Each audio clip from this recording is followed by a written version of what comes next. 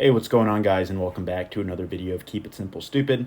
I think today will be a pretty short one, but today what we're going to be discussing is the antidote to toxic alcohols, Fomepizole made simple. So without further ado, let's go ahead and get into it. So first things first, I think it's important to discuss when I say toxic alcohols, what am I referring to? And then kind of explain where they're commonly found and then what injuries they cause. So as you can see here, one of them is methanol, and the other is ethylene glycol. And the next question would be, where are these commonly found? So most commonly with methanol, you're going to think windshield washer fluid. Obviously, that's not something that you would want to ingest. And then also, it can be a byproduct of improperly made moonshine. And then with ethylene glycol, most commonly, it can be found in automotive antifreeze, and then brake fluid, and then industrial coolant. So someone ingests these, what are the injuries that it can cause? They both cause something similar, and then they both cause something unique. So with methanol, it can cause optic nerve injury leading to blindness. And kind of think about if you've ever heard of those stories of people who were making their own moonshine and then went blind. That's referring to methanol. With ethylene glycol, it can cause acute renal failure. And then both of them can cause a severe metabolic acidosis. I won't get into it for the scope of this lecture, but just understand that our body knows how to function under a very specific pH, and if that gets too out of whack, essentially your body will shut down, and the different processes that your body needs to function appropriately won't be able to function anymore because of the pH imbalance.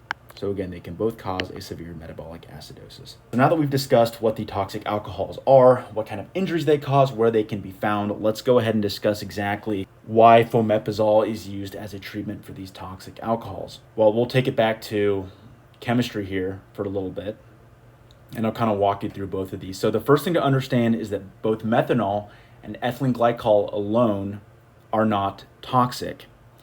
The issue with these two substances is that as they are metabolized by our body, they turn into metabolites that are extremely toxic. And the toxic metabolites, I will go ahead and put a red star by very quickly.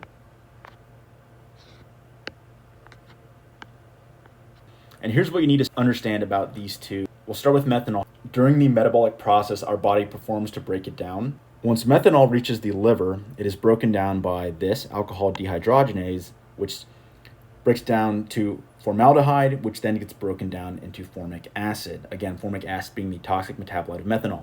With ethylene glycol, similar story, goes to the liver, alcohol dehydrogenase, the enzyme, will break it down to glycoaldehyde, and then I didn't put the specific enzymes in because it's not really important for the scope of this lecture, but then it's broken down to glycoaldehyde, and then glycolic acid, and then oxalic acid. And again, the glycolic and the oxalic acid are both toxic metabolites. The thing to understand about fomepizole and how it comes in as an antidote for these two toxic alcohols is that fomepizole inhibits alcohol dehydrogenase. And I'll go ahead and draw that out for you very quickly.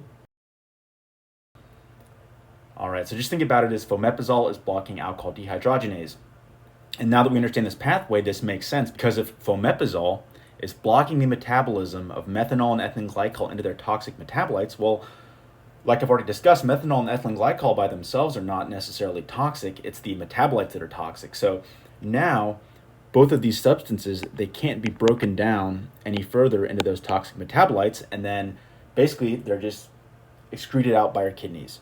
So that is why fomepizole is used as an antidote. And then finally, very briefly here, I just wanted to discuss some other information about fomepizole. So when this decision is made to administer fomepizole, generally the loading dose is 15 milligrams per kilogram. So loading dose being this is the first dose that's given. And then after that, it is 10 milligrams per kilogram every 12 hours for 4 doses. And then after those 4 doses, the third level, essentially it's 15 milligrams per kilogram every 12 hours until there are undetectable concentrations of the toxic metabolites, or it is less than 20 milligrams per deciliter and the patient is asymptomatic. All right, guys, well, that's all I had for you today. Again, I think this is a shorter, more simple video, but I had a question about this recently that I'd missed. So nonetheless, I wanted to go ahead and make a video explaining it so that way, one, you guys could understand this topic a little bit better, and then also that I could understand it better by teaching it. Well, as always, like, comment, subscribe. If you have any topics you'd like me to cover, please let me know, and I'll see you guys next time.